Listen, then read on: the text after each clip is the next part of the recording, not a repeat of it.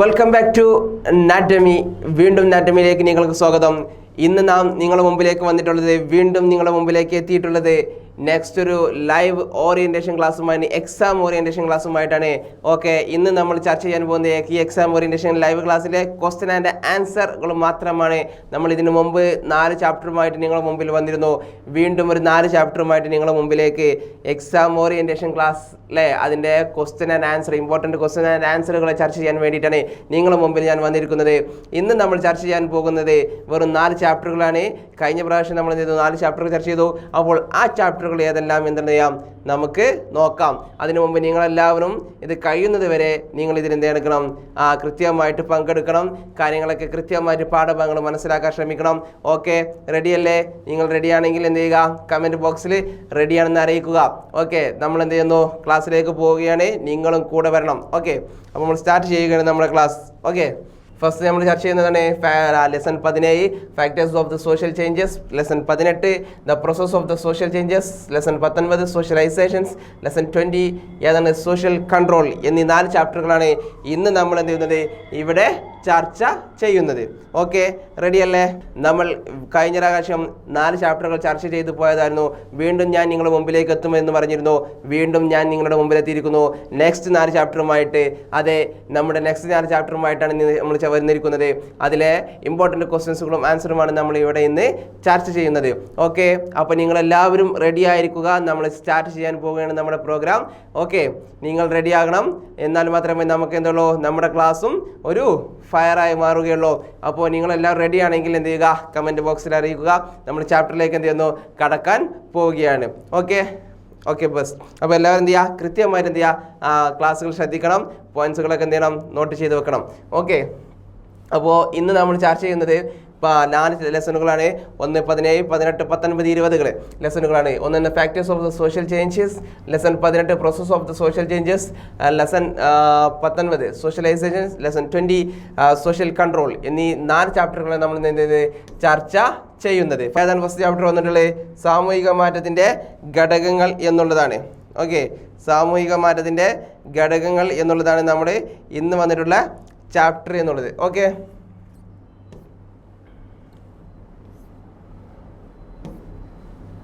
അപ്പോൾ ഇന്ന് നമ്മളെ മറ്റൊരു ഫസ്റ്റ് നമ്മൾ ക്വസ്റ്റ്യനിലേക്ക് സിംഗിൾ ബേസ്ഡ് ആയിട്ടുള്ള ക്വസ്റ്റ്യൻസിലേക്കാണ് നമ്മൾ എന്ത് ചെയ്യുന്നത്, പോകുന്നത്. ഓക്കെ, അപ്പോൾ എല്ലാവരും റെഡിയാണല്ലോ? ഓക്കെ, അപ്പോൾ declining the birth the rate the would also lower the standards of living. ജനന നിരക്കിലെ ഇടിവ് ജീവിത നിലവാരം കുറയ്ക്കാൻ കാരണമാകും, അല്ലെങ്കിൽ കുറക്കുന്നു എന്നുള്ളതാണ്. അതൊരിക്കലും ഇല്ല എന്നുള്ളതാണ് തെറ്റായ ആൻസർ ആണ് കേട്ടോ. നെക്സ്റ്റ് ബോർഗോസ് അല്ലേ, bourgeois where the owners of the means of the productions. ബോർഷോകളായിരുന്നു ഉൽപാദനോപാധികളുടെ ഉടമകൾ എന്നുള്ളതായിരുന്നു. അതെന്താണ് സത്യമായ കാര്യമാണ്. ഇനി വ്യാവസായിക വിപ്ലവത്തിൻ്റെ പശ്ചാത്തലത്തിൽ ഉൽപാദന ബന്ധങ്ങൾ കൂടുതൽ വ്യതിരിക്തമായിരുന്നു എന്നുള്ളതായിരുന്നു. അത് കറക്റ്റാണ് എന്നുള്ളതാണ്. ഓക്കെ, ട്രൂ ആണ്. നെക്സ്റ്റ് നോക്കൂ, വ്യാവസായിക വിപ്ലവത്തെ തുടർന്ന് നഗര കേന്ദ്രങ്ങളിൽ ശക്തമായ ഒരു മധ്യവർഗം ഉയർന്നു വന്നു എന്നാണ് ഇവിടെ നമ്മൾ ചർച്ച ചെയ്യുന്നത്. ഓക്കെ, കൃത്യമായിട്ട് എന്ത് ചെയ്തു, ഒരു മധ്യവർഗം ഇതിന് വ്യവസായ വിപ്ലവത്തിൻ്റെ തുടർന്ന് നമ്മൾക്ക് എന്ത് ചെയ്തു, കടന്നു വന്നിട്ടുണ്ട്. വരുന്ന ഹരിത വിപ്ലവം ആദ്യം ആരംഭിച്ചത് ബീഹാർ, ഒറീസ സംസ്ഥാനങ്ങളിലാണ് എന്നുള്ളതാണ്. അല്ല, അത് തെറ്റായ ആൻസറാണ് കേട്ടോ. ഓക്കെ, ഇനി നമുക്ക് പറയാനുള്ളത് എന്താണ്, പരമ്പരാഗത നമുക്ക് എന്താണ്, the filling the blanks with the appropriate the words from the brackets അല്ലെ. ബ്രാക്കറ്റിൽ നമ്മൾ എടുത്തിട്ട് എന്ത് ചെയ്യുക, നമ്മുടെ കൃത്യമായിട്ടുള്ള ആൻസർ എന്ത് ചെയ്യുക, അടയാളപ്പെടുത്തുക. ഇങ്ങനെയും നമുക്ക് എന്ത് ചെയ്യാൻ പറ്റും, ക്വസ്റ്റ്യൻ ആൻസറുകൾ വരാൻ സാധ്യതയുണ്ട്. Listen, traditional society was a character by dash എന്താണ്, പരമ്പരാഗത സമൂഹത്തിൻ്റെ സവിശേഷത എന്നുള്ളത് ഡാഷ് എന്നുള്ളതാണ്. ഏതാണ്, മാനുവലാണ് എന്നുള്ളതാണ് അല്ലേ. നെക്സ്റ്റ് നോക്കുന്നു, productions is a industrial society is for dash അല്ലേ. എന്താണ്, വ്യവസായിക സമൂഹത്തിൻ്റെ ഉൽപാദനം ഡാഷ് ലാഭമാണ്, ഗാർഹികമാണ്, ഉപഭോഗമാണ്. പ്രോഫിറ്റ് ആണ്, ഡൊമസ്റ്റിക്സ് ആണ്, കൺസ്യൂംഷൻസ് ആണ്. ഏതാണ്, പ്രോഫിറ്റ് ആണ് എന്നുള്ളത് ഏതിൻ്റെ, വ്യവസായിക സമൂഹത്തിൻ്റെ ഉൽപാദനം എന്നുള്ളത്. Industrializations has led to the development of dash market അല്ലേ, ലോക്കൽ ആൻഡ് വേൾഡ് എന്നുള്ളതാണ്.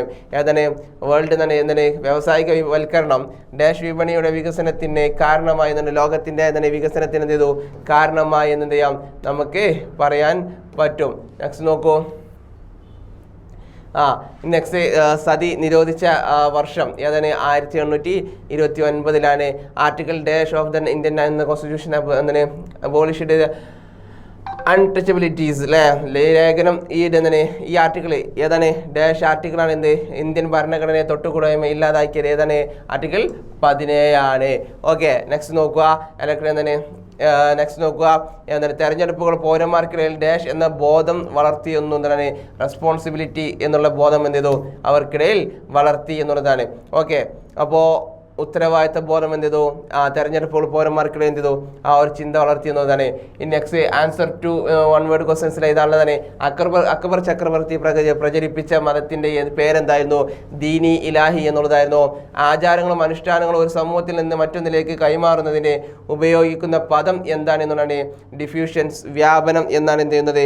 ഇതിന് പറയുന്നത്. ഓക്കെ, അപ്പോൾ ഓക്കെ ശ്രദ്ധിക്കുക. നമ്മളിനി നെക്സ്റ്റ് ക്വസ്റ്റ്യൻ നോക്കുന്നത് ഏതാണ്? സതി നിരോധിച്ചത് എന്നാണ്? ഡാഷ് 1828 എന്നുള്ളതാണ്. 29 എന്നുണ്ട്. 29 നമ്മൾ എന്തത് കറക്റ്റ് ആൻസർ. ഇനി ലേഖനം ഇന്ത്യൻ ഭരണഘടനയിലെ തൊട്ടുകൂടായ്മ ഇല്ലാതാക്കിയത് എന്താണ്? 17 ആർട്ടിക്കിൾ വഴിയാണ് എന്ത് ചെയ്തത്? ഈ ഒരു നിയമം ഇല്ലാതാക്കിയത്.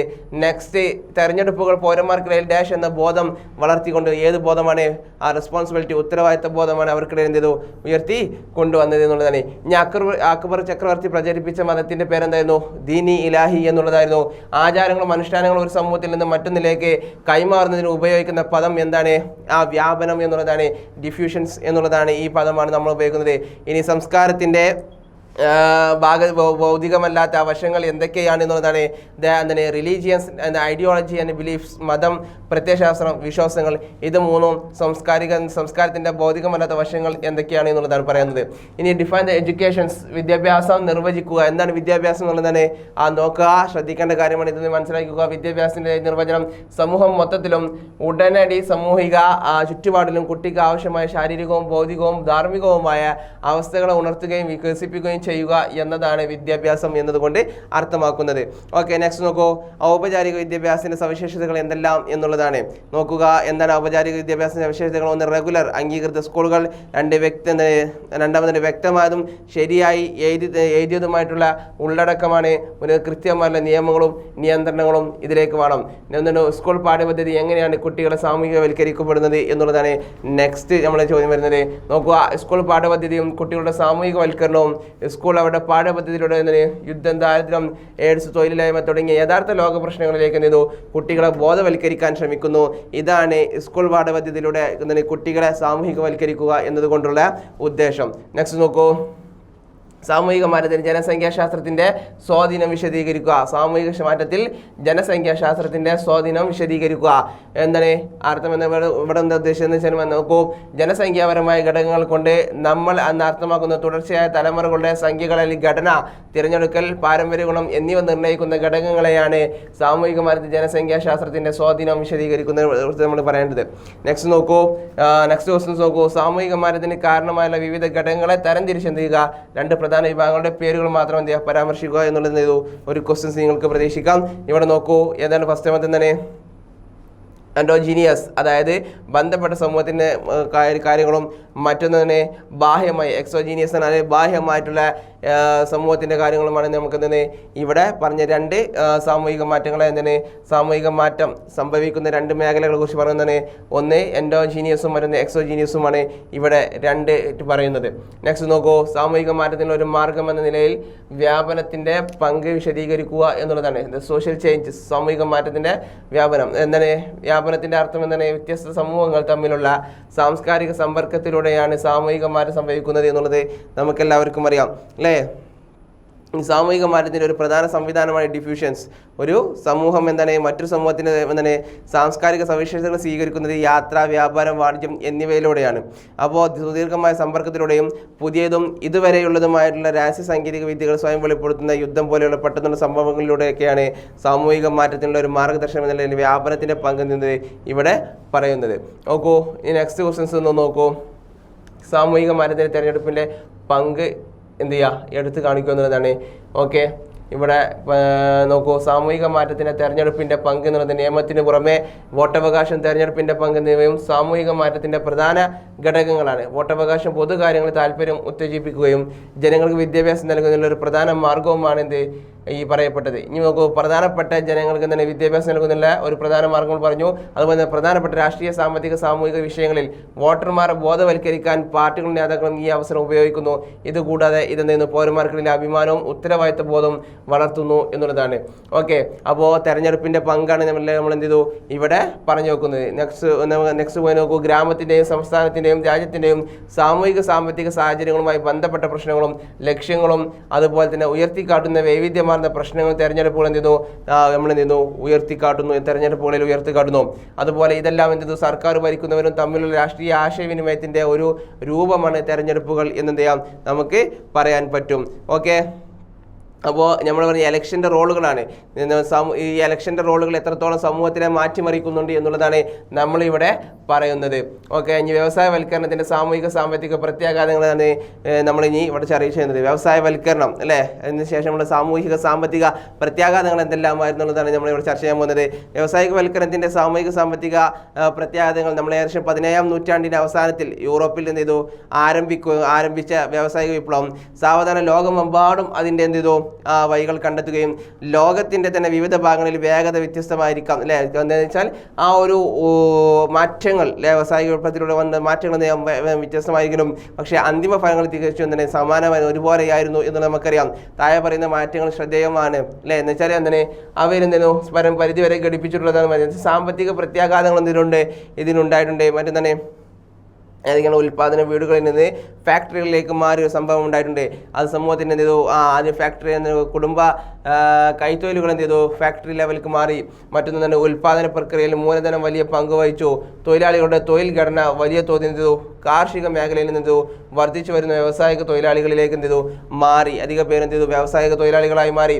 മറ്റൊന്ന് സമൂഹത്തിൻ്റെ എല്ലാ തലങ്ങളിൽ നിന്നുമുള്ള ആളുകൾ വ്യാവസായിക പ്രവർത്തനങ്ങൾ എന്ത് ചെയ്തു ഏർപ്പെട്ടു എന്നുള്ളതും ഇതിൻ്റെ എന്താണ് സാമ്പത്തിക പ്രത്യാഘാതങ്ങളിൽ എന്ത് ചെയ്തു പെട്ടുപോയ കാര്യങ്ങളാണ്. ഓക്കെ, ഇനി സ്ത്രീകൾ അതുപോലെ തന്നെ മറ്റൊരു കാര്യം, സ്ത്രീകൾ വൻതോതിൽ വീടുകൾ വിട്ട് ജോലിയിൽ പ്രവേശിച്ചു എന്നുള്ളതും അദ്ദേഹത്തിൻ്റെ ആവശ്യം വർദ്ധിച്ചതോടെ മതം, വിശ്വാസം മുതലായവയുടെ വേലിക്കെട്ടുകൾ എന്ത് ചെയ്തു തകർത്തു അല്ലേ. അതുപോലെ തന്നെ നഗരവൽക്കരണം ത്വരിതഗതിയിൽ എന്ത് ചെയ്തു പെട്ടെന്ന് എന്തു വർദ്ധിച്ചു വന്നു. ഇത് ബഹുജന ഗതാഗതം, ആശയവിനിമയം തുടങ്ങിയ മറ്റു മേഖലയിൽ മാറ്റങ്ങൾക്ക് എന്ത് ചെയ്തു കാരണമായി.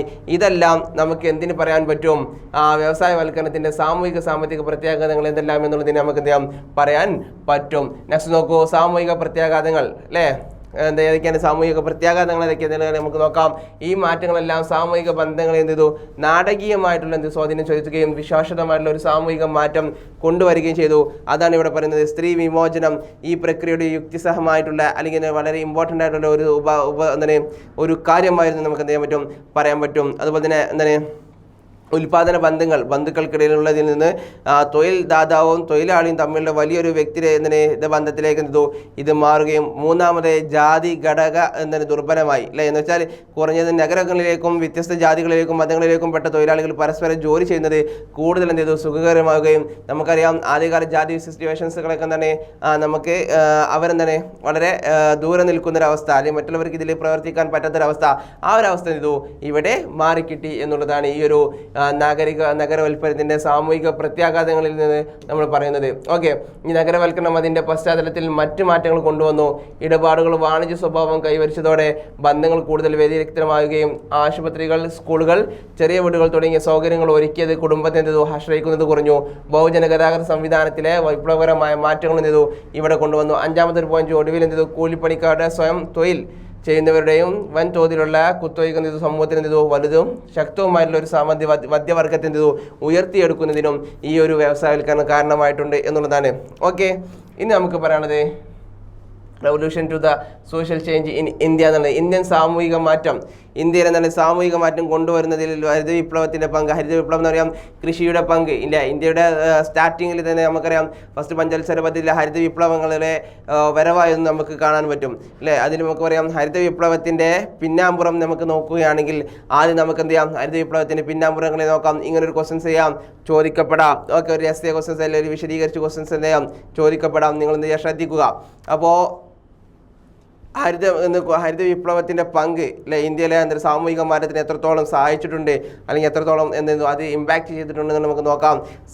ഹരിത വിപ്ലവത്തിൻ്റെ പിന്നാമ്പുറം എന്നുള്ള ജനസംഖ്യ വർധനമനുസരിച്ച് ഭക്ഷണത്തിൻ്റെ ആവശ്യകത വർദ്ധിച്ചു.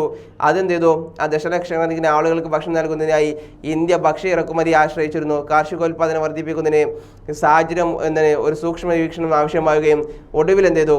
ഇന്ത്യ ഭക്ഷണത്തിന് സ്വയം പര്യാപ്തമാകാൻ സഹായിച്ച ഹരിത വിപ്ലവം എന്ന് വിളിക്കുന്ന രീതിയിൽ ഒരു പദ്ധതി കൊണ്ടുവരികയും ചെയ്തു എന്നുള്ളതാണ്. രണ്ടാമത്തേത് തന്നെ ഹരിത വിപ്ലവത്തിൻ്റെ അഗാധങ്ങളെ കുറിച്ചാണ് നമുക്ക് പറയാനുള്ളത്. എന്താണ് ഹരിത വിപ്ലവത്തിൻ്റെ അഗാധം? ഹരിത വിപ്ലവം എന്ന് പറഞ്ഞാൽ സാമൂഹിക ബന്ധങ്ങളിൽ ചൊരുത്തിയ സ്വാധീനം, അത് കൊണ്ടുവന്ന സാമൂഹിക മാറ്റത്തിന് നിയമം വിശകലനം ചെയ്യുമ്പോൾ 1960കളുടെ എന്ത് ചെയ്തു?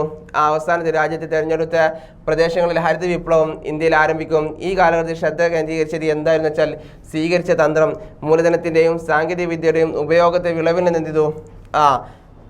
കുറക്കുക. അതുപോലെ തന്നെ ജലസേചനം, അതുപോലെ തന്നെ വള്ളങ്ങൾ അതുപോലെ തന്നെ എന്നിവ നിർണായകപരമായുള്ള ഇൻപുട്ടുകൾക്കായി എന്ത് ചെയ്തു? മാറുകയും യന്ത്രവൽകൃത കൃഷിയിലേക്ക് എളുപ്പത്തിൽ മാറ്റങ്ങൾ സംഭവിക്കുകയും ചെയ്തതിനാൽ എന്ത് ചെയ്തു? വലിയ രൂപങ്ങൾ എന്ത് ചെയ്തു? അനുകൂലമാവുകയും അത് ഫലങ്ങൾ അതിശയിപ്പിക്കുന്ന രീതിയിൽ എന്ത് ചെയ്തു? നമുക്കിടയിൽ വരികയും ചെയ്തു എന്നുള്ളതാണ്. അപ്പോൾ മൊത്തം ഇറക്കുമതിക്കാരിൽ എന്ത് ചെയ്തു? ബഫർ സ്റ്റോക്ക് നിലനിർത്തുന്ന ഒന്നിലേക്ക് എന്ത് ചെയ്തു? ഇന്ത്യ മാറി എന്നുള്ളതാണ്. ഇനി നെക്സ്റ്റ് നോക്കൂ. സാമൂഹിക മാറ്റം കൊണ്ടുവരുന്നതിൽ വിദ്യാഭ്യാസത്തിൻ്റെ പങ്ക് ചർച്ച ചെയ്യുക. അല്ലെ, സാമൂഹിക മാറ്റം സമൂഹത്തിലുള്ള ഈ മാറ്റങ്ങൾ കൊണ്ടുവരുന്നതിൽ വിദ്യാഭ്യാസത്തിന് എത്രത്തോളം പങ്കുണ്ട് നമുക്ക് നോക്കാം. സാമൂഹിക മാറ്റം കൊണ്ടുവരുന്നതിൽ വിദ്യാഭ്യാസത്തിന് പങ്ക് എന്താണ്? സാമൂഹിക മാറ്റത്തിന് വിദ്യാഭ്യാസത്തിന് പ്രധാന പങ്കുണ്ട്. അല്ലേ, നമുക്കറിയാം ഒരു വശത്തെ പാരമ്പര്യങ്ങൾ, സംസ്കാരം, അറിവ്, കഴിവുകൾ എന്നിവ തലമുറയിൽ നിന്ന് മറ്റു തലമുറയിലേക്ക് കൈമാറുന്നില്ല ഒരു ഉത്തരവാദിത്തമാണ് എന്ത്? മറുവശത്ത് അത് ഒരു ഏജന്റായിട്ട് എന്ത് ചെയ്യുന്നു? ഇത് പ്രവർത്തിക്കുന്നു എന്നുള്ളതാണ്. പുതിയ ആശയങ്ങളും മൂല്യങ്ങളും അതിലൂടെ ആരംഭിക്കുകയും യുവതലമുറകൾക്ക് എന്ത് ചെയ്തു? പിന്തുടരാനുള്ള ഒരു ലക്ഷ്യമായിട്ട് എന്ത് ചെയ്തു? ഇത് മാറുകയും ചെയ്യുന്നുണ്ട്. ഏത്? വിദ്യാഭ്യാസം എന്നുള്ളത്. ഓക്കെ, ഇനി വിദ്യാഭ്യാസത്തിൽ സമൂഹം 2 ലക്ഷ്യങ്ങൾ കൈവരിക്കുന്നു എന്നുള്ളതാണ്. ഒന്ന്, സാമൂഹിക ആവശ്യങ്ങൾക്കനുസരിച്ച് വ്യക്തിയെ സാമൂഹികവൽക്കരിക്കാനും രൂപപ്പെടുത്താനും വികസിപ്പിക്കാനും സഹായിക്കുന്നു. ആധുനിക സമ്പദ് വ്യവസ്ഥയുടെ വ്യവസായത്തിലും സാങ്കേതിക വിദ്യയിലും പ്രത്യേകിച്ച് കഴിവുകളുള്ള പരിശീലനം പോലുള്ള മനുഷ്യ വിഭവങ്ങളെ സംബന്ധിച്ച് സമൂഹത്തിൻ്റെ ആവശ്യങ്ങൾ നിറവേറ്റുക എന്നീ 2 പോയിന്റുകൾ എന്ത് ചെയ്യുന്നുണ്ട്? വിദ്യാഭ്യാസത്തിലൂടെ സമൂഹത്തിന് എന്തിനോ 2 ലക്ഷ്യങ്ങൾ എന്താണ് ഉണ്ടാകുന്നത് എന്നുള്ളതാണ്. ഓക്കെ, ഇനി ഔപചാരിക വിദ്യാഭ്യാസം ഇന്ന് നമുക്കറിയാവുന്ന ആധുനിക വിദ്യാഭ്യാസത്തിൻ്റെ സവിശേഷതയാണ്. അതിൻ്റെ പ്രധാന ഘടകങ്ങൾ: ഒന്ന്, റെഗുലർ അംഗീകൃത സ്കൂളുകൾ, വ്യക്തമായും ശരിയായ ഇതുമായിട്ടുള്ള ഉള്ളടക്കങ്ങളുള്ള എന്താണ് കൃത്യമായുള്ള നിയമവലിയുള്ളത്, കൃത്യമായുള്ള നിയമങ്ങളും നിയന്ത്രണങ്ങളും ഉള്ളത്. ഇതൊക്കെയാണ് ഇതിൻ്റെ മെയിനായിട്ട് വരുന്ന ഔപചാരിക വിദ്യാഭ്യാസത്തിൽ വരുന്നത്. ഇനി എന്താണ് മറ്റൊരു കാര്യം നമുക്ക് എന്ത് ചെയ്യാം നോക്കാണ്ട് എന്താണ് പരിശോധിക്കുകയാണെങ്കിൽ സാമൂഹിക ജീവിതത്തിൻ്റെ വിവിധ വശങ്ങളിൽ വിദ്യാഭ്യാസത്തിൻ്റെ സ്വാധീനം ഇനി പറയുന്നത് എന്താണ് പഠിച്ചുകൊണ്ട് പരിശോധിച്ച് സാമൂഹികവൽക്കരണവും സാമൂഹിക നിയന്ത്രണങ്ങളും എന്ന് നമുക്ക് എന്ത് ചെയ്യാം നോക്കേണ്ടതുണ്ട്. അതുപോലെ തന്നെ മാനവ വിഭവശേഷി വികസനവും സ്ട്രാറ്റിഫിക്കേഷൻസും അതുപോലെ രാഷ്ട്രീയ വിദ്യാഭ്യാസം എന്നിവയെല്ലാം എന്ത് ചെയ്യുന്നു ഇതിൽ നമ്മൾ ചർച്ച ചെയ്തു. അപ്പോൾ ഇത്രയും കാര്യങ്ങളാണ് മെയിനായിട്ട് നമ്മൾ എന്ത് ചെയ്യുന്നു മനസ്സിലാക്കേണ്ട കാര്യം ഈ ഒരു ചാപ്റ്ററിൽ. ഓക്കെ, അപ്പോൾ മെയിനായിട്ട് നമ്മൾ മനസ്സിലാക്കേണ്ട കാര്യങ്ങളും അതുപോലെ തന്നെ വൺ വേർഡ് ആയിട്ടുള്ള ക്വസ്റ്റ്യൻസുകളും കാര്യങ്ങളൊക്കെ നമ്മൾ ചർച്ച ചെയ്തു. കൃത്യമായിട്ട് എന്ത് ചെയ്യുക മനസ്സിലാക്കുക. അതുപോലെ തന്നെ നിങ്ങൾക്ക് വല്ല ഡൗട്ട്സും കാര്യങ്ങളും ചെയ്യാൻ നിങ്ങൾ കമൻറ്റിൽ വന്നിട്ട് എന്തെങ്കിലും ചോദിക്കാൻ മറക്കരുത്. നമുക്ക് എന്ത് ചെയ്യാം പെട്ടെന്ന് അടുത്ത ചാപ്റ്ററിലേക്ക് പോകാം. ഓക്കെ, നിങ്ങൾ എന്ത് ചെയ്യുക കൂടെ ഉണ്ടെങ്കിൽ എന്ത് ചെയ്യുക കമൻറ്റ് ബോക്സിൽ എന്ത് ചെയ്യുക അറിയിക്കുക. ഓക്കെ, റെഡി അല്ലേ? അപ്പോൾ നമുക്ക് എന്ത് ചെയ്യാം നെക്സ്റ്റ് ചാപ്റ്ററിലേക്ക് പോകാം. 18ാമത്തെ ചാപ്റ്ററാണ് process of the social changes, സാമൂഹിക മാറ്റത്തിൻ്റെ പ്രക്രിയ. സമൂഹത്തെ മാറ്റിമറിക്കാൻ ചില പ്രക്രിയകൾ ആവശ്യമുണ്ട് അല്ലേ? അത് എന്തൊക്കെയാണെന്നുള്ളതാണ് നമുക്ക് എന്തിന് ചില കാര്യങ്ങൾ സമൂഹത്തെ മാറ്റിമറിക്കുന്നു എന്ന് നമ്മൾ പറഞ്ഞു. അത് എന്തൊക്കെയാണ് നമുക്ക് നോക്കാം. സാമൂഹിക മാറ്റത്തിൻ്റെ നിരക്ക് എല്ലാ സമൂഹങ്ങൾക്കും തുല്യമാണ്. നമുക്ക് വൺ വേർഡ് ക്വസ്റ്റ്യൻസിൽ നിന്ന് ട്രൂ ആൻഡ് ഫാൾസ് കോൾസിൽ നിന്ന് നമുക്ക് തുടങ്ങാം. എന്തൊക്കെയാണ്? അപ്പോൾ ശരിയാണോ സാമൂഹിക മാറ്റത്തിൻ്റെ നിരക്ക് എല്ലാ സമൂഹങ്ങൾക്കും തുല്യമാണോ? അല്ല, വ്യത്യസ്തമായിരിക്കാം സാമൂഹിക മാറ്റങ്ങൾ. നമുക്ക് സാമൂഹിക മാറ്റം ഒരു സാർവത്രിക പ്രക്രിയയാണ് അല്ലേ? അതൊരു സാർവത്രികമായിട്ട് സംഭവിക്കുന്ന പ്രക്രിയ തന്നെയാണ്. മറ്റൊന്നാണ് സാമൂഹിക മാറ്റം ചുരുങ്ങിയ സമയത്തിനുള്ളിൽ സംഭവിക്കാം, ശ്രദ്ധിക്കപ്പെടാൻ നൂറ്റാണ്ടുകൾ എടുത്തേക്കാം എന്നുള്ളതാണ് ശരിയായ കാര്യമാണ്. സാമൂഹിക മാറ്റം നല്ലതോ ചീത്തയോ അഭികാമ്യമോ അനഭിലഷണീയമോ ആകാം അല്ലേ? തെറ്റാണ്. ഓക്കെ, അതെന്താണ് ശരിയാവാൻ സാധ്യതയില്ല. കാരണം നമുക്കറിയാം അല്ലേ ഒരു വസ്തു ചലനം കാണിക്കാത്തപ്പോൾ അല്ലേ അതെന്താണ് ഈ സ്റ്റാറ്റിക്സ് എന്താണ് ഫ്ലെക്സിബിൾ എന്ന് പറയപ്പെടുന്നു അല്ലെ? സ്റ്റാറ്റിക്സ് എന്ന് ഇതിന് പറയപ്പെടുന്നു. ഈ സാമൂഹിക മാറ്റം ഡാഷ് എന്താണ് ദ സോഷ്യൽ ചേഞ്ചസ് കൺസിഡർ പരിഗണിക്കുന്നതാണ് ടു ബി എന്തിനാണ് പരിഗണിക്കുന്നത്? റാഡിക്കലാണ്, വാല്യൂ നാച്ചുറൽ ഡിസ്ക്രൈബിൾ ആണ്. ഏതാണ് മൂല്യം, നിഷ്പക്ഷത. ഏതാണ് വാല്യൂ ന്യൂട്രിയലാണ് എന്ന് ഇതിനെ പരിഗണിക്കുന്നത്. മൂന്നാമത്തെ ക്വസ്റ്റ്യൻസ് നോക്കൂ. സാമൂഹിക മാറ്റം എന്നതുകൊണ്ട് അർത്ഥമാക്കുന്നത് സാമൂഹിക ഡാഷ് ആണ് എന്നുള്ളത്. എന്താണ്? ആ സാമൂഹികമായിട്ടുള്ള പരസ്പര പ്രവർത്തനങ്ങളാണ് എന്തിനെ പറയുന്നത്? സാമൂഹിക മാറ്റം എന്നതുകൊണ്ട് നമ്മൾ അർത്ഥമാക്കുന്നത് എന്ത് ചെയ്യുക? മനസ്സിലാക്കി വെക്കുക. വൺ വേർഡ് ക്വസ്റ്റ്യൻസുകളാണ്. ഓക്കെ, നെക്സ്റ്റ് നോക്കൂ. സാമൂഹിക മാറ്റം എന്നത് സമൂഹത്തിന്റെ സ്ഥാപനപരവും മാനദണ്ഡവുമായിട്ടുള്ള ഡാഷ് ആണ് എന്നാണ്, ഘടനയാണ് എന്നുള്ളതാണ്. ഓക്കെ, റെഡി അല്ലേ? ഇനി നോക്കുക. സമൂഹം നിലനിൽക്കുന്നത് ചലനാത്മകമായ സ്വാധീനത്തിലാണ്. പരിസ്ഥിതി, പ്രത്യയശാസ്ത്ര, പ്രപഞ്ചം ഏതാണ്? പ്രപഞ്ചമാണ്. ഓക്കെ, ഇനി വൺ സെന്റൻസിൽ ഉത്തരം എഴുതാൻ പറ്റുന്ന 1-2 ക്വസ്റ്റ്യൻസുകൾ നമുക്ക് എന്ത് ചെയ്യാം? വേഗം ഇമ്പോർട്ടൻ്റ് ആയിട്ട് നോക്കാം. എന്താണ് സാമൂഹിക മാറ്റം എന്നുള്ളതാണ്. എന്താണ് സാമൂഹിക മാറ്റം എന്ന് പറഞ്ഞാൽ സമൂഹത്തിന്റെ ഘടനയിലും പ്രവർത്തനത്തിലും സമൂഹത്തിലും തന്നെ സംസ്കാരത്തിൽ സംഭവിക്കുന്ന ഇത്തരം മാറ്റങ്ങളാണ് മാത്രമാണ് സാമൂഹിക മാറ്റം കൊണ്ട് ഉദ്ദേശിക്കുന്നത്. അപ്പോൾ എന്താണ് സാമൂഹിക മാറ്റത്തിന്റെ 2 സവിശേഷതകൾ നമുക്ക് എന്ത് ചെയ്യാം?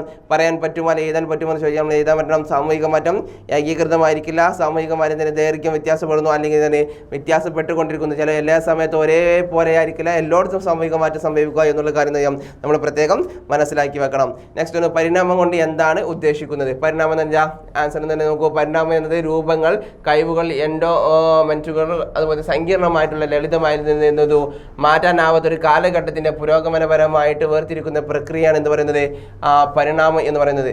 ഈ വിപ്ലവം പ്രതിവിപ്ലവത്തിൽ നിന്ന് എങ്ങനെ വ്യത്യാസപ്പെട്ടിരിക്കുന്നു എന്നൊരു ക്വസ്റ്റ്യൻ നിങ്ങൾ കാണാം. വിപ്ലവം എന്നൊരു സാമൂഹിക വ്യവസ്ഥയിൽ സംഭവിക്കുന്ന പെട്ടെന്നുള്ള എന്താണ് സമ്പൂർണ്ണമായ മാറ്റമാണ്. പെട്ടെന്ന് വിപ്ലവം എന്നുള്ളത് നോക്കൂ. ഒരു പുതിയ സാമൂഹിക ക്രമത്തിൽ ആവിർഭാവത്തിലേക്ക് നയിക്കുന്നു. അതേസമയം വിപ്ലവത്തിന് മുമ്പ് നിലനിന്ന പഴയ പരമ്പര സംവിധാനങ്ങളും പുനഃസ്ഥാപിക്കാനാണ് എന്ത് പ്രതിവിപ്ലവം. എന്ന് വെച്ചാൽ അതിനെ അടിച്ചമർത്തുന്നത് എന്താണ്? ആ വിപ്ലവം എന്നാൽ അതിനെ അടിച്ചമർത്തുന്നത് ആ സ്വാഭാവികമായിട്ടും ആ പഴയതിനെ നിലനിർത്താൻ വേണ്ടിയിട്ടാണ്. ഓക്കെ, നെക്സ്റ്റ് നോക്കൂ. ദ പ്രോഗ്രസ് ആൻഡ് ഡെവലപ്മെൻറ്റ്, പുരോഗതി, വികസനം എന്നീ പദങ്ങൾ തമ്മിലുള്ള വ്യത്യാസത്തിൻ്റെ 2 പോയിന്റുകൾ നൽകുക എന്നുള്ളൊരു ക്വസ്റ്റ്യൻസ് നിങ്ങൾക്ക് വന്നാൽ പോസിറ്റീവായും യുക്തിസവുമായുള്ള പരിഗണനകളാൽ പ്രചോദിതമായ ഒരു അന്തിമ ലക്ഷ്യത്തിൽ എന്തെന്നു എത്തിച്ചേരാൻ ആഗ്രഹിക്കുന്ന ദിശയിലേക്കുള്ള ഒരു ചലനമാണ് പുരോഗതി എന്നുള്ളത്. വികസനം എന്നൊരു ദിശയിലേക്കുള്ള ആസൂത്രിതമായിട്ടുള്ള സാമൂഹിക മാറ്റത്തിൻ്റെ ഒരു തന്ത്രമാണ് എന്ത് പറയുന്നത്? വികസനം എന്ന് പറയുന്നത്. ഇത് എന്താണ്? രണ്ടും മനസ്സിലാക്കി വെക്കുക. വികസനം എന്താണെന്ന് നമ്മൾ പറയുന്നുണ്ട്, അതുപോലെ തന്നെ എന്താണ് പുരോഗതി എന്താണെന്ന് നമ്മൾ എന്തുണ്ട്? പോസിറ്റീവും യുക്തിസുമായ പ്രചോദനമായ ഒരു അന്തിമ ലക്ഷ്യത്തിലേക്ക് എത്തിച്ചേരലാണ് എന്ത് ആഗ്രഹിക്കുന്ന ദിശയിലുള്ള ചലനമാണ് പുരോഗതി എന്നത് നമ്മളിവിടെ പറയുന്നുണ്ട്. നെക്സ്റ്റ് നോക്കൂ. സാമൂഹിക മാറ്റത്തിന്റെ ചാക്രിക മാതൃകകളുടെ ഒരു ഉദാഹരണം നൽകുക. എന്താണ് സാമൂഹിക മാറ്റത്തിന്റെ ഒരു രൂപം? ഇവിടെ പറഞ്ഞ ഉദാഹരണം വ്യാപാരം പുരോഗമിക്കുന്നു, അതിൽ നിന്നു താഴ്ന്നു, പിന്നെ ബിസിനസ് പ്രവർത്തനം വീണ്ടും ഉയരുന്നു, അപ്പോൾ കുതിച്ചുയരുന്നു, പിന്നീട് മാന്ദ്യം സംഭവിക്കുന്നു. അപ്പോൾ ഈ ഒരു സിറ്റുവേഷൻസ് ഒക്കെ എന്ത് ചെയ്യുന്നു? സമൂഹത്തിൽ ഉണ്ടായിക്കൊണ്ടിരിക്കുന്നു. ചിലരെന്ത് ഉയർന്നു വരുന്നു, ചിലരെന്ത് ചെയ്യുന്നു? സമൂഹത്തിൽ താഴ്ന്നു പോകുന്നു, പിന്നീട് വീണ്ടും ഉയർന്നു വരുന്നു. ഈ ഒരു എന്താണ് ഡിഫറൻസ് അല്ലെങ്കിൽ ഈ മാറ്റങ്ങൾ എന്ത് ചെയ്യുന്നു കണ്ടുവരുന്നു. ഇതാണ് ഇതിനൊരു ഉദാഹരണമായിട്ട് പറയുന്നത്. നോക്ക്, എന്താണ് ഫ്ലക്ച്വേറ്റിംഗ് ചേഞ്ച് എന്ന് വെച്ചാൽ എന്താണ് എന്നുള്ളതാണ്. എന്താണ് ചാഞ്ചാട്ടമുള്ളൊരു മാറ്റം എന്ന് വെച്ചാൽ എന്താണ്? ഇവിടെ ഉദ്ദേശം എന്താണ്? പുരോഗതിയിലേക്ക് എന്ത് ചെയ്യുക? നയിച്ചതിന് ശേഷം വിപരീത ദിശയിലേക്ക് തിരിയുമ്പോൾ, ഒന്ന് ഉയർച്ചയിലേക്ക് നയിച്ചാൽ വീണ്ടും താഴ്ചയിലേക്ക് തിരിയുമ്പോൾ, അതായത് എന്താണ് അനുകൂലമോ പ്രതികൂലമായ സാഹചര്യങ്ങളെ ആശ്രയിച്ച് അതെന്തെന്നു മുകളിലേക്കോ താഴേക്കോ പോകുന്നതായി തോന്നുമ്പോൾ അതിനെ എന്തെന്നു മാറ്റങ്ങൾ അല്ലെങ്കിൽ എന്താണ് ചാഞ്ചാട്ടം എന്ന് ചെയ്യാം നമുക്കതിനെ പറയാം. ഒരു ചാഞ്ചാട്ടമാണ് എന്ത് ചെയ്യുക? ഉയർന്നു വന്നതിന് ശേഷം എന്ത് ചെയ്യുക? തിരിച്ചറിയുമായിരിക്കും അടിയിലേക്ക് പോകുന്ന സമൂഹത്തിൻ്റെ ലെവലിട്ടും അതിന് മാറ്റം വരുന്നതിനാണ് ഈ പറയുന്നത്. Okay, cyclical theory of the social changes ആണ് നമുക്ക് ഇനി പറയാനുള്ളത്. സാമൂഹിക മാറ്റത്തിൻ്റെ ചാക്രിക സിദ്ധാന്തം വിശദീകരിക്കുക എന്നുള്ളതാണ്. ജനനം, വളർച്ച, പക്വത, തകർച്ച എന്നിവയുടെ ചക്രം അനുസരിച്ച് സമൂഹങ്ങൾ ജീവിതത്തെ മുൻകൂട്ടി നിശ്ചയിച്ചിട്ടുണ്ടെന്ന വിശ്വാസത്തിലാണ് ഈ സിദ്ധാന്തം സ്ഥാപിച്ചിരിക്കുന്നത്. ഈ ഒരു പോയിന്റ് നോക്കണേ. Okay, next. സമുദ്രത്തിലെ തിരമാലകൾ പോലെ തന്നെ മഹത്തായ സംസ്കാരം ഉയർന്നു വരുന്നു, ഉയരങ്ങളിലേക്ക് ഉയർന്നു, അത് കുറയുന്നതിന് വേണ്ടി മാത്രം ഉയരുന്നു എന്നുള്ളതാണ്. നെക്സ്റ്റ് നോക്കൂ. സാമൂഹിക മാറ്റത്തിൻ്റെ പ്രവർത്തന സിദ്ധാന്തം വിശദീകരിക്കുക. സാമൂഹിക മാറ്റത്തിൻ്റെ പ്രവർത്തന സിദ്ധാന്തം എന്ന് വെച്ചാൽ ഈ സിദ്ധാന്തം അനുസരിച്ച് സമൂഹങ്ങൾ എന്ത് മാറുന്നു എന്നുള്ളതാണ്. പക്ഷേ അവ സന്തുലിതാവസ്ഥയിലേക്ക് നീങ്ങുന്നു. സിസ്റ്റത്തിലെ ഏത് തകരാറും നിലവിലുള്ള ഘടനയെ എന്താണ് എളുപ്പത്തിൽ ഉൾക്കൊള്ളാനും മാറ്റത്തിൻ്റെ ആന്തരികവും ബാഹ്യവുമായ ഉറവിടങ്ങളിൽ സിസ്റ്റത്തെ ഒരു ഘട്ടത്തിൽ നിന്ന് സന്തുലിതാവസ്ഥയിലേക്ക് മറ്റൊരു ഘട്ടത്തിലേക്ക് കൊണ്ടുപോകാനും എന്തിനു കഴിയുന്നു? സാമൂഹിക മാറ്റത്തിൻ്റെ പ്രവർത്തന സിദ്ധാന്തം ഇവിടെ നമ്മൾ അതാണ് ഇവിടെ നമ്മൾ പറഞ്ഞത്. ഓക്കെ, 2 രീതിയിലേക്ക് കൊണ്ടുപോകാൻ സാധിക്കുന്നു എന്നുള്ളതാണ്. ഈ സാമൂഹിക മാറ്റം വിശദീകരിക്കാൻ സാമൂഹ്യ ശാസ്ത്രജ്ഞർ ഉപയോഗിക്കുന്ന 3 സിദ്ധാന്തങ്ങൾ പട്ടികപ്പെടുത്തുക. ഒന്നെന്താണ് ഉത്തരം. സാമൂഹിക മാറ്റം വിശദീകരിക്കാൻ സാമൂഹ്യശാസ്ത്രം ഉപയോഗിക്കുന്ന 3 പ്രധാന സിദ്ധാന്തങ്ങൾ. 1 എന്താണ് പരിണാമ സിദ്ധാന്തം, 2 ചാക്രിക സിദ്ധാന്തം, 1 പ്രവർത്തന സിദ്ധാന്തം, 4 വൈരുദ്ധ്യ സിദ്ധാന്തം എന്നിങ്ങനെ നമുക്ക് എന്ത് ചെയ്യാം സിദ്ധാന്തങ്ങൾ കാണാൻ പറ്റും. സാമൂഹിക മാറ്റത്തിൻ്റെ സവിശേഷതകൾ എന്തൊക്കെയാണ് നമുക്ക് പട്ടികപ്പെടുത്താം. 1 സാമൂഹിക മാറ്റത്തിന് എന്താണ് ഏകീകൃത. നോക്കൂ, സാമൂഹിക മാറ്റം എന്താണ് ഏകീകൃതമല്ല. സാമൂഹിക മാറ്റം തന്നെ ബോധപൂർവമാണ്. മാറ്റത്തിൻ്റെ ദൈർഘ്യം വ്യത്യസ്തമായിപ്പെടുന്നു. സാമൂഹിക മാറ്റം മൂല്യനിഷ്ഠിതമാണ് മൂല്യനിഷ്പക്ഷമാണ് എന്നുള്ളതാണ്. നെക്സ്റ്റ് നോക്കൂ, പദങ്ങൾ തമ്മിൽ വേർതിരിക്കുക. പരിണാമവും വിപ്ലവവും തമ്മിലുള്ള എന്താണ് പരിണാമവും വിപ്ലവം എന്ത് ചെയ്യുക നമ്മൾ എന്ത് ചെയ്യുക വേർതിരിക്കാനാണ് പറഞ്ഞിട്ടുള്ളത്. പരിണാമം വിപ്ലവം തമ്മിൽ വേർതിരിക്കുമ്പോൾ നമ്മൾ പരിണാമം എന്ന് പറഞ്ഞാൽ എന്താണ് ഇവിടെ പറയുന്നുണ്ട്. പരിണാമം എന്ന പദത്തിൻ്റെ അർത്ഥം വളർച്ച മാത്രമല്ല, വളർച്ച യഥാർത്ഥത്തിൽ ആവശ്യമുള്ള ദിശയിൽ വലിപ്പത്തിലോ ഗുണത്തിലോ ഉള്ള മാറ്റത്തെ സൂചിപ്പിക്കുന്നതാണ് എന്ത് പരിണാമം എന്ന് പറയുന്നത്. ഓക്കെ, നോക്കൂ. അതുപോലെ തന്നെ എന്താണ് വിപ്ലവം എന്ന് പറഞ്ഞാൽ നിലവിലുള്ള സാമൂഹിക ക്രമത്തെയും വ്യവസ്ഥിതിയെയും പെട്ടെന്ന് അട്ടിമറിക്കുന്നതിൻ്റെ ഒരു രൂപമാണ് വിപ്ലവം എന്ന് പറയുന്നത്. ചുരുങ്ങിയ സമയത്തിനുള്ളിൽ സംഭവിക്കുന്ന മാറ്റവും അതിൻ്റെ സവിശേഷതയുമാണ് എന്ത് നമുക്ക് വിപ്ലവം എന്നത് പറയാൻ പറ്റും. ഓക്കെ, നെക്സ്റ്റ് നോക്കൂ. സാമൂഹിക മാറ്റവുമായി ബന്ധപ്പെട്ട 2 പദങ്ങളുടെ പേരുകൾ എന്ത് എഴുതുക. ഉത്തരം 1 പരിണാമം അല്ലേ, 1 2 പുരോഗതി, 3 വിപ്ലവം, 4 വികസനം അല്ലേ. അപ്പോൾ നോക്കൂ, പുരോഗതി എന്ന പദം നിർവചിക്കുക എന്നുള്ളതാണ്. ഉത്തരം തന്നെ പുരോഗതി എന്നത് തന്നെ സാമൂഹിക മാറ്റത്തെ സൂചിപ്പിക്കുന്നില്ല. അതിന് മാറ്റത്തിന് അനുയോജ്യമായിട്ടുള്ള എന്താണ് മാറ്റത്തിന് ബോധപൂർവം നൽകുന്ന ദിശയെക്കുറിച്ചല്ല, മുൻകൂട്ടി നിശ്ചയിച്ച അനുയോജ്യമായ ലക്ഷ്യസ്ഥാനം അല്ലെങ്കിൽ ലക്ഷ്യത്തിൻ്റെ അസ്തിത്വത്തെ ഇത് എന്ത് ചെയ്യുന്നു സൂചിപ്പിക്കുന്നു എന്നുള്ളതാണ്. ഓക്കെ, ഇനി നമുക്ക് എന്താണ് അവസാന ലക്ഷ്യം എത്തേണ്ടത്. അപ്പോൾ ഇത്രയും പിന്നെ നമുക്ക് പറയുന്നത് പരിണാമം എന്ന വാക്കിൻ്റെ പദത്തിൻ്റെ അർത്ഥം എഴുതുക എന്നുള്ളത്. ഇപ്പോൾ പരിണാമത്തിൻ്റെ അടിസ്ഥാനമാക്കി വലിപ്പത്തിൻ്റെ മാത്രമല്ല ഘടനയിലും കൂടുതൽ ആന്തരികമായ മാറ്റം ഉൾപ്പെടുന്നു. അങ്ങനെ പരിണാമം എന്ന മാറ്റത്തിൻ്റെ ഒരു നിശ്ചിത ദിശയെ സൂചിപ്പിക്കുന്ന തുടർച്ചയെ പ്രകടനം എന്ന് വെച്ചാൽ. നെക്സ്റ്റ് നോക്കൂ, എന്താണ് വിപ്ലവം സംക്ഷിപ്തമായി വിശദീകരിക്കുക. വിപ്ലവത്തെ നമ്മൾ നേരത്തെ പറഞ്ഞു, നിലവിലുള്ള സാമൂഹിക ക്രമത്തെയും വ്യവസ്ഥിതിയെയും പെട്ടെന്ന് അട്ടിമറിക്കുന്ന രീതിയാണ് അല്ലെങ്കിൽ രൂപമാണ് എന്ത് വിപ്ലവം. ചുരുങ്ങിയ സമയത്തിനുള്ളിൽ സംഭവിക്കുന്ന മാറ്റമാണ് വിപ്ലവം എന്നത് നമ്മൾ എന്ത് ചെയ്തു നേരത്തെ പറഞ്ഞു കഴിഞ്ഞു. ഓക്കെ, വീണ്ടും ഒരു ക്വസ്റ്റ്യൻസ് ആണ് തന്നെ വീണ്ടും നമുക്ക് നോക്കിയതാണ്. ഓക്കെ, അപ്പോൾ ഇത്രയും കാര്യങ്ങളാണ് നമ്മൾ ഈ ഒരു ചാപ്റ്ററിൽ എന്ത് ചെയ്യുന്നത് ചർച്ച ചെയ്യുന്നത്. ഓക്കെ, അപ്പോൾ റെഡിയാണെന്ന് എന്ത് ചെയ്യുന്നു മനസ്സിലാക്കുന്നു. ഓക്കെ, നിങ്ങൾ എന്ത് ചെയ്യുക കൃത്യമായിട്ട് ശ്രദ്ധിക്കുക. നെക്സ്റ്റ് എന്ത് ചെയ്യുന്നു നമ്മൾ അടുത്ത ചാപ്റ്ററിലേക്ക് പോവുകയാണ്. എല്ലാവരും റെഡിയാണല്ലോ. ഓക്കെ,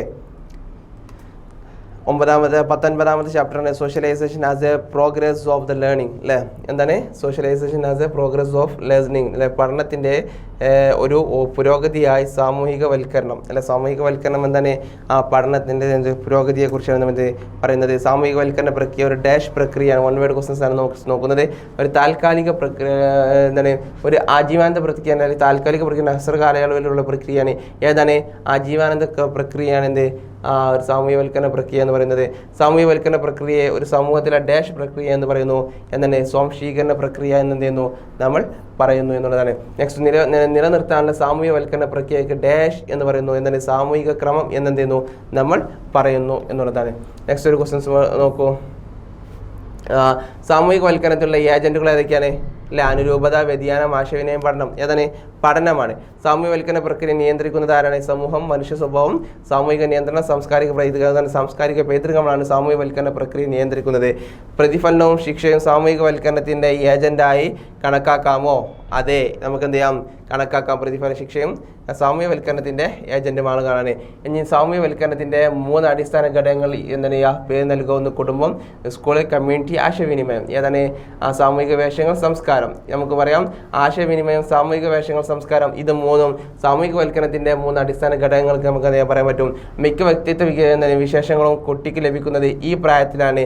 ഏകദേശം 1 to 3 വർഷം, 3 to 8 വർഷം, 9 to 14 വയസ്സുകളിൽ, 15 to 20 വയസ്സുകളിൽ, 3 to 8 വയസ്സുകളിൽ നമുക്ക് എന്ത് ചെയ്യുന്നത് ആ ഒരു കുട്ടിക്ക് മിക്ക വ്യക്തിത്വ സവിശേഷതകൾ ലഭിക്കുന്നത്. നെക്സ്റ്റ് നോക്കൂ, സാമൂഹ്യവൽക്കരണ പ്രക്രിയ അവൻ്റെ എന്താണ് ഐഡന്റിറ്റി സ്ഥാപിക്കാൻ സഹായിക്കുന്നു അല്ലേ. എന്താണ് ഗ്രൂപ്പ് അല്ലെങ്കിൽ സ്വയം എന്താണ് നമുക്ക് എന്ത് ചെയ്യും അല്ലെങ്കിൽ കമ്മ്യൂണിറ്റി, സാമൂഹികം എന്താണ് സ്വയം അവനെന്ത് ചെയ്യുന്നു സാമൂഹികവൽക്കരണ പ്രക്രിയ അവൻ്റെ സ്വയം ഐഡന്റിറ്റി എന്ന് സ്ഥാപിക്കാൻ എന്ത് ചെയ്യുന്നു സഹായിക്കും എന്നുള്ളത്. അപ്പോൾ ഇതാണ് 1 വേർഡ് ക്വസ്റ്റൻസ് കൊടുക്കുന്നത്. നമുക്ക് പറയാനുള്ളത് ആ സാമൂഹ്യവൽക്കരണത്തിൻ്റെ ആശയം അർത്ഥവും വിശദീകരിക്കുക എന്നുള്ളതാണ്. അപ്പോൾ സാമൂഹ്യവൽക്കരണം എന്താണെന്ന് എന്ത് ചെയ്യാം നമുക്ക് എന്ത് ചെയ്യാം ഒന്ന് നോക്കാം. ഓക്കെ, അപ്പോൾ സാമൂഹ്യവൽക്കരണത്തിൻ്റെ ആശയവും അർത്ഥവും അല്ലെ, ഒരു കുട്ടി ജനിക്കുമ്പോൾ അത് കേവലം ഒരു ജീവിയല്ല. നമുക്കറിയാം, ഒരു മനുഷ്യജീവിയായിട്ട് നമ്മൾ ജനിക്കുകയും കൂടാതെ സാമൂഹ്യവൽക്കരണ പ്രക്രിയയിലൂടെ പുരുഷനോ സ്ത്രീയോ ആയി മാറുകയും ഒരു കുടുംബം സമൂഹവും വ്യക്തിയിൽ വളർത്തിയെടുക്കുന്ന സംസ്കാരം അവനെ മനുഷ്യനാക്കുകയും ചെയ്യുന്നു. ഇതാണ് സാമൂഹ്യവൽക്കരണം അല്ലെ ആശയം നമ്മൾ അർത്ഥം ആ ആശയം അർത്ഥം കൊണ്ട് ഉദ്ദേശിക്കുന്നത്. കൂടി ഒരു മനുഷ്യനായി മാറ്റുന്ന ഒരു സിസ്റ്റം, അതാണ് ഇത് പറയുന്നത്. ഇനി പാരമ്പര്യങ്ങൾ, മൂല്യങ്ങൾ, വ്യത്യാസ സംസ്കാരങ്ങൾ, പാറ്റേണുകൾ എന്നിവയാൽ സ്വാധീനിക്കപ്പെടുന്നു. അതിൻ്റെ വ്യക്തിപരവും സാമൂഹികപരമായ റോളുകൾ നിർവഹിക്കാൻ പഠിക്കുന്നു. ഈ രീതിയിൽ കുട്ടി സാമൂഹികമായ ക്രമമായി സ്വയം ക്രമീകരിക്കാൻ ശ്രമിക്കുന്നു. ഇതൊക്കെയാണ് എന്ത് പറയുന്നത് സാമൂഹികവൽക്കരണത്തിൻ്റെ ആശയവും അതുപോലെ തന്നെ അർത്ഥവുമായിട്ട് നമുക്ക് പറയാൻ പറ്റുന്നത്. ഈ സ്വാംശീകരണവും സാമൂഹികവൽക്കരണവും തമ്മിലുള്ള ബന്ധമാണ് നമുക്ക് നോക്കാനുള്ളത്. സ്വാംശീകരണം എന്നാൽ സാമൂഹികവൽക്കരണം തമ്മിലുള്ള ബന്ധം മൂല്യങ്ങളും സാമൂഹികമായി അംഗീകരിക്കപ്പെട്ട പെരുമാറ്റ രീതികളും പഠിപ്പിക്കുകയും അതുപോലെ തന്നെ പെരുമാറ്റ രീതികൾ പഠിക്കുകയും അതുപോലെ തന്നെ ഉൾക്കൊള്ളുകയും ചെയ്യുന്ന പ്രക്രിയയെ സാമൂഹ്യവൽക്കരണം എന്ന് ചെയ്യാം നമുക്ക് പറയാൻ പറ്റും. ഓക്കെ, അപ്പോൾ നമുക്ക് എന്ത് ചെയ്യാം മനസ്സിലാക്കാം. അപ്പോൾ സംസ്കാര സാമൂഹികവൽക്കരണം തമ്മിലുള്ള ബന്ധങ്ങളാണ് നമ്മൾ പറഞ്ഞുകൊണ്ടിരിക്കുന്നത്. അപ്പോൾ എന്താണ് നമ്മളെന്ത് ചെയ്തു ഒരു സംസ്കാരത്തിൽ മനുഷ്യനാക്കി മാറ്റുന്ന രീതിയാണ് ഇവിടെ നമ്മൾ പറഞ്ഞത്. ഒരു സംസ്കാരം തലമുറയിൽ നിന്ന് അടുത്ത തലമുറയിലേക്ക് മാറുന്നതാണ് സാംസ്കാരിക പാറ്റേണുകൾ പഠിപ്പിക്കുന്നതിനും സൂചിപ്പിക്കുന്നു. എല്ലായ്പ്പോഴും പുതിയ പാറ്റേണുകൾ തുടർച്ചയായി ചേർക്കുന്നു. അങ്ങനെ സംസ്കാരം സമൂഹത്തിലെ മാറ്റത്തോടൊപ്പം സാംസ്കാരിക തുടർച്ചയുടെ പ്രക്രിയകളും ഉറപ്പാക്കുന്നു എന്നുള്ളതാണ് ഇവിടെ പറയുന്നത്. യുവതലമുറകളും മറ്റു ഗ്രൂപ്പുകളിലേക്ക് ഇതിനെ കൈമാറ്റം ചെയ്യപ്പെടുന്നു. അതാണ് ഇന്ന് സംസ്കാരത്തെ സാമൂഹികവൽക്കരിക്കപ്പെടുക എന്നതുകൊണ്ട് ഉദ്ദേശിക്കുന്നത്. നെക്സ്റ്റ് നോക്കൂ, സാമൂഹ്യവൽക്കരണത്തിന്റെ വിവിധ ഏജന്റുമാർ എന്തൊക്കെയാണ്? ഒത്തിരി സാമൂഹ്യവൽക്കരണത്തിന്റെ 5 പ്രധാന ഏജന്റുകൾ എന്ത് ചെയ്യുക നമ്മൾ താഴെ പറയുന്നുണ്ട്. നോക്കുക, ഒന്നാമത് എന്താണ് വിവിധ ഏജന്റുമാർ ഏതൊക്കെയാണെന്നുള്ളത്. ഓക്കെ, ഒന്ന് കുടുംബം, ഒരു കുട്ടി ശാശ്വത നിസ്സഹായനുമായി ജനിക്കുന്നത്. 2 അയൽപ്പക്കം അല്ലെ, ഒരു പ്രദേശവും ഗ്രാമവും ഒരു കുട്ടി വളരുന്ന അയൽപ്പക്കത്തെ ഉൾക്കൊള്ളുന്നു എന്നുള്ളതാണ് കുടുംബം, അയൽപ്പക്കം. 3 സ്കൂൾ സ്ഥാപനമാണ് മൂന്നാമത് പറയുന്നത്. സ്കൂൾ വിദ്യാഭ്യാസ സ്ഥാപനവും സാമൂഹ്യവൽക്കരണത്തിന്റെ പ്രധാന ഏജന്റുമാരാണ്. സമൂഹം എന്ന് പറയുന്നതാണ് ഒരു ഏജന്റാണ്. കാരണം നാം സമൂഹത്തിലാണ് ജീവിക്കുന്നത്. നമ്മുടെ എല്ലാ പ്രവർത്തനങ്ങളും പെരുമാറ്റങ്ങളും വ്യത്യസ്ത നിയമങ്ങളും നിയന്ത്രണങ്ങളും നിയന്ത്രിക്കപ്പെടുന്ന സമൂഹങ്ങളാണ് എന്നുള്ളതാണ്. നെക്സ്റ്റ് 5ാമത് പ്രതിഫലം ശിക്ഷയും അല്ലെ, സമൂഹത്തിന്റെ സാമൂഹ്യവൽക്കരണ പ്രക്രിയയിൽ കുട്ടികളുടെ മികച്ച പ്രകടനത്തിന് മത്സരബുദ്ധി മെച്ചപ്പെടുത്തുന്നതിനുള്ള പ്രതിഫലവും ശിക്ഷയും ഇതിൽ ഉൾപ്പെടുത്തുന്നു എന്നുള്ളതാണ്. ഈ 5 കാര്യങ്ങളാണ് നമ്മൾ പറഞ്ഞത്. ഒന്നും പാടെ പറയാം. ഓക്കെ, കുടുംബം, അയൽപ്പക്കം, സ്കൂൾ സ്ഥാപനം, സമൂഹം, പ്രതിഫലവും ശിക്ഷയും. ഓക്കെ, ഈ 5 കാര്യങ്ങളാണ്. ഇനി സാമൂഹ്യവൽക്കരണത്തിന്റെ അടിസ്ഥാന ഘടകങ്ങൾ ചിത്രീകരണങ്ങളൊന്ന് വിശദീകരിക്കുക എന്നുള്ളതാണ്. അടിസ്ഥാന ഘടകങ്ങൾ എന്താണ്? ഒന്ന് സാമൂഹികവൽക്കരണത്തിന്റെ ഘടകങ്ങൾ. ഒന്ന് സാമൂഹികവൽക്കരണത്തിന്റെ അടിസ്ഥാന ഘടകങ്ങളിൽ ഒന്നാണ് ആശയവിനിമയം. 2 റോൾ ഐഡന്റിഫിക്കേഷനും റോൾ പെർഫോമൻസും സാമൂഹ്യവൽക്കരണത്തിന്റെ മറ്റ് ഘടകങ്ങളാണ്. ഈ മറ്റൊരു കാര്യം, ഒരു തലമുറയിൽ നിന്ന് അടുത്ത തലമുറയിലേക്ക് കൈമാറ്റം ചെയ്യപ്പെടുന്ന സാമൂഹ്യവൽക്കരണത്തിന്റെ ഒരു ഘടകമാണ് സംസ്കാരം. ഇത്രയും കാര്യങ്ങൾ എന്ത് ചെയ്യുക സാമൂഹ്യവൽക്കരണത്തിന്റെ അടിസ്ഥാന ഘടകങ്ങൾ എന്ത് ചെയ്യുക പറയുന്നത് നമ്മൾ എന്ത് ചെയ്യുക മനസ്സിലാക്കുക. ഇനി എന്നൊരു വ്യക്തിയുടെ വ്യക്തിത്വ വികസനത്തിൽ സാമൂഹികവൽക്കരണം ഒരു പ്രധാന പങ്ക് വഹിക്കുന്നു അല്ലെ, ചർച്ച ചെയ്യുക എന്നുള്ളതാണ്. ഇങ്ങനൊരു ക്വസ്റ്റ്യൻസ് വന്നാൽ എന്ത് ചെയ്യാം, ഒരു വ്യക്തിയുടെ വ്യക്തിത്വ വികസനത്തിൽ സാമൂഹികവൽക്കരണത്തിന്റെ പങ്ക് എന്താണ്? 1, 3, 8 വയസ്സ് വരെ പ്രായത്തിലുള്ള കുട്ടിയിൽ മിക്ക വ്യക്തി വിശേഷതകളും പറയുന്നുണ്ട്. നോക്കൂ, ഇവിടെ കാണുന്നുണ്ട് 2ാമത് വരുന്ന ഒരു റോൾ എന്നത് സാമൂഹികമായി പ്രതീക്ഷിക്കുന്ന പെരുമാറ്റത്തിന്റെ ഒരു കൂട്ടത്തെയാണ്. 3ാമതായി കളികൾ, കുട്ടി ഒരു ജോലി ഉള്ള കുടുംബനാഥനെ എന്ത് ചെയ്തു വേഷം ചെയ്യുന്നു. അത് അവനെ രാവിലെ ജോലി കൊണ്ടുപോയി വൈകുന്നേരം വീട്ടിലേക്ക് മടക്കുകയും ചെയ്യുന്ന ഒരു സിസ്റ്റം. എന്ന് വെച്ചാൽ ഒരു കുട്ടി സ്റ്റാർട്ടിങ് തൊട്ട് അവൻ എന്ത് ചെയ്യുന്നു അവൻ്റെ കുടുംബത്തിലേക്ക് അല്ലെങ്കിൽ ഒരു കുടുംബം നോക്കുന്നതിലേക്ക് അവന് വളരുന്ന സിസ്റ്റമാണ് ഇവിടെ പറയുന്നത്. പിന്നെ തന്നെ വളരുന്ന കുട്ടിക്ക് പരിചിതമായിട്ടുള്ള വേഷങ്ങളുടെ എണ്ണവും സ്വഭാവം അവൻ എന്ത് ചെയ്തു തൻ്റെ സഹോദരങ്ങളും മറ്റു കുടുംബങ്ങളും ഒപ്പം എന്ത് ചെയ്തു കളിക്കുകയും സ്കൂളിൽ പോവുകയും ചെയ്യുമ്പോൾ കൂടുതൽ വർദ്ധിക്കുകയും ചെയ്യുന്നു. നെക്സ്റ്റ് തന്നെ പിതാവിൻ്റെ ജോലിയോടുള്ള ബന്ധം കാരണം ആ പ്രത്യേക തൊഴിലിൻ്റെ വിവിധ ഘടകങ്ങളെ കുറിച്ച് അവൻ എന്ത് മനസ്സിലാക്കുന്നു. ബാല്യകാല സാമൂഹികവൽക്കരണം ഒരു പ്രധാന പങ്ക് ഇതിലേക്ക് വഹിക്കുന്നു. ഇനി റോൾ എടുക്കൽ പ്രക്രിയയിൽ വ്യക്തി എന്ത് ചെയ്യുന്നു വ്യക്തിപരവും ഐഡന്റിറ്റി എന്ന ആശയം വികസിപ്പിക്കുകയും ചെയ്യുന്നു എന്നുള്ളതാണ്. സ്വയമായിട്ട് ഞാൻ എന്ത് ചെയ്യുന്നു അവൻ്റെ ഐഡന്റിറ്റി എന്ത് ചെയ്യുന്നു അവൻ സ്ഥാപിക്കുന്നു. സാമൂഹ്യവൽക്കരണം ചെറിയ കുട്ടികൾക്ക് അവരുടെ സംസ്കാരവും സാമൂഹികമായിട്ടുള്ള കുട്ടികൾക്ക് അവരുടെ സംസ്കാരവും സാമൂഹികവുമായിട്ടുള്ള റോളുകളും ഈ റോളുകൾ നിർവഹിക്കാനുള്ള വഴികളും എന്ത് ചെയ്യുന്നു തിരിച്ചറിയാൻ സഹായിക്കുന്ന പഠന അവസരങ്ങൾ പ്രദാനം ചെയ്യുന്നുവെന്ന് നമ്മൾ എന്ത് ചെയ്യുക ഇവിടെ മനസ്സിലാക്കുക. നെക്സ്റ്റ് നോക്കൂ, അപ്പോൾ ഇത്രയും കാര്യങ്ങളാണ് നമ്മൾ ഈ ഒരു ചാപ്റ്ററിൽ പറയുന്നത്. ഇനി നമുക്കൊരു ചാപ്റ്ററും പാടെ ഇവിടെ ചർച്ച ചെയ്യാനുണ്ട്. നിങ്ങൾ റെഡിയല്ലേ? നമുക്ക് എന്ത് ചെയ്യാം ചാപ്റ്ററിലേക്ക് നേരിട്ട് പോകാം. അതാണ് സോഷ്യൽ കൺട്രോൾ. ഓക്കെ, ഏതാണ് ചാപ്റ്റർ 20 സോഷ്യൽ കൺട്രോൾ, സാമൂഹിക നിയന്ത്രണങ്ങൾ. സമൂഹത്തിലെ ചില കാര്യങ്ങൾ നമ്മൾ നിയന്ത്രിക്കേണ്ടിയിരിക്കുന്നു, അല്ലെങ്കിൽ വഴിവിട്ട രീതിയിൽ എന്തില്ല സമൂഹത്തെ വിടാൻ പറ്റില്ല. കാരണം ചില കാര്യങ്ങൾ നിയന്ത്രിക്കൽ അനിവാര്യമാണ് എന്നത് മനസ്സിലാക്കുക. അതാണ് ഇവിടെ നമുക്ക് പറയാൻ പോകുന്നത്. നോക്കൂ, എന്താണ് social control? Answer the true or false. ലസമായ സാമൂഹിക ക്രമം നിലനിർത്താൻ സാമൂഹിക നിയന്ത്രണം അനിവാര്യമാണ്. ശരിയാണോ തെറ്റാണോ? ട്രൂ ആണ്, ശരിയാണ്. ആധുനിക കാലത്ത് സാമൂഹിക നിയന്ത്രണത്തിന് ആവശ്യമില്ല, അല്ലേ?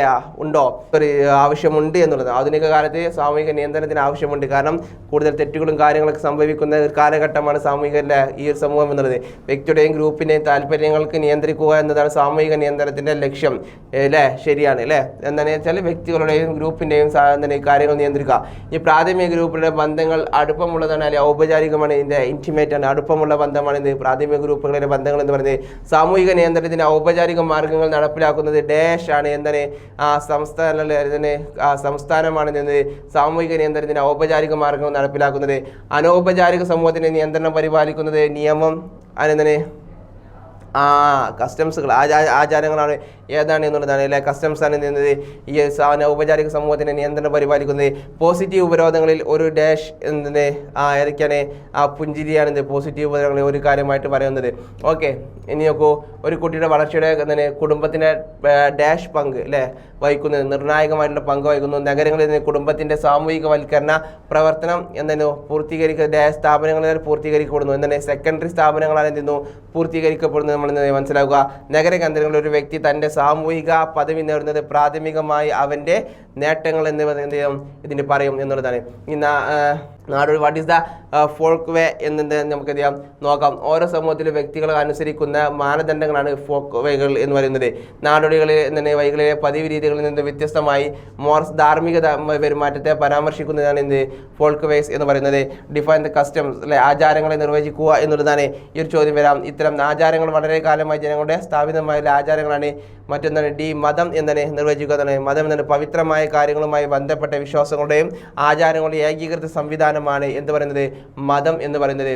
എന്തുകൊണ്ടാണ് നമ്മൾ നിയമങ്ങൾ അനുസരിക്കുന്നത്, അല്ലേ?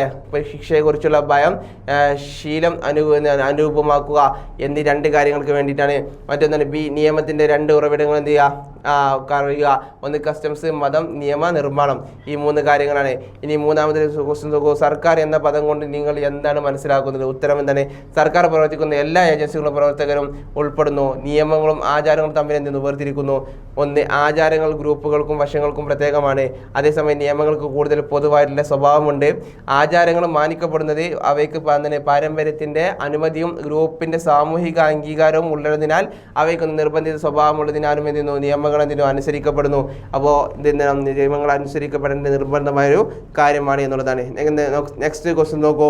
എന്താണ് സാമൂഹിക നിയന്ത്രണം? എന്തുകൊണ്ടാണ് നമുക്ക് സാമൂഹിക നിയന്ത്രണം ആവശ്യമായി വരുന്നത്? സാമൂഹിക നിയന്ത്രണത്തിന്റെ അർത്ഥം എന്നുള്ളത് ഏതൊരു സമൂഹത്തിന്റെയും സുഗമമായ പ്രവർത്തനത്തിന്, അല്ലെങ്കിൽ അതിലെ അംഗങ്ങൾക്ക് സമൂഹത്തിലെ മറ്റ് അംഗങ്ങൾ സ്വീകരിക്കുന്ന രീതിയിൽ പെരുമാറേണ്ടത് അത്യാവശ്യമാണ്. അപ്പോൾ ദൈനംദിന ജീവിതത്തിൽ നമുക്ക് എന്തെങ്കിലും സാമൂഹിക നിയന്ത്രണം അത്യാവശ്യമാണ്. കാരണം പെട്ടെന്ന് എന്ത് ചെയ്യാം, വേറെ രീതിയിലേക്ക് എന്ത് ചെയ്യാം, സമൂഹത്തിലെ ആളുകൾ എന്ത് ചെയ്യാം, അവരുടെ പ്രവർത്തനങ്ങൾ എന്ത് ചെയ്യാം, മോശപരമായി മാറാം. അതിനെതിരെ എന്തെങ്കിലും ശിക്ഷാ നടപടികൾ വേണ്ടി വരും. അല്ലെങ്കിൽ നല്ല രീതിയിലേക്ക് സമൂഹത്തിൽ പ്രവർത്തിക്കുമ്പോൾ അദ്ദേഹത്തെ ഉയർത്തിക്കൊണ്ടുവരേണ്ടി വരും. അപ്പോൾ ഇതിനൊക്കെ എന്ത് ചെയ്യുന്നു, സാമൂഹിക നിയന്ത്രണങ്ങൾ എന്ത് ചെയ്യുന്നു, അനാവശ്യമായിട്ടുള്ള പ്രവർത്തനങ്ങൾ അതിനെ നിയന്ത്രിക്കൽ നിർബന്ധമാണ്. അപ്പോൾ അതിന് വേണ്ടിയിട്ട് എന്ത് ചെയ്യണം, ഈ ഒരു കാര്യങ്ങൾ കൊണ്ടുവരണം. അപ്പോൾ ഇതിന് ഉറച്ചു നിൽക്കാനും തന്നെ അച്ചടക്കം പാലിക്കാനും എന്ത് ചെയ്യുന്നു, ഇത് ശ്രമിക്കുന്നു എന്നുള്ളതാണ്. ഓക്കെ, എന്താണ് ഇതെല്ലാമാണ് സാമൂഹിക നിയന്ത്രണത്തിൽ നമുക്ക് പറയാൻ പറ്റുക. ഇനി എന്താണ് നിയമങ്ങളും ആചാരങ്ങളും തമ്മിൽ എങ്ങനെ നമുക്ക് വേർതിരിക്കാം? ഇപ്പോൾ ഉത്തരം ഇനി പറയുന്ന രീതി എന്താണ്, നിയമങ്ങൾ ആചാരങ്ങൾ വേർതിരിക്കുന്നത് ശ്രദ്ധേയമാക്കുക. നിയമത്തിൻ്റെ നിർബന്ധിത സ്വഭാവമുണ്ട് നിയമങ്ങൾക്ക്, പക്ഷേ ആചാരങ്ങൾ തന്നെ ഗ്രൂപ്പുകൾക്കും വശങ്ങൾക്കും പ്രത്യേകമാണ്.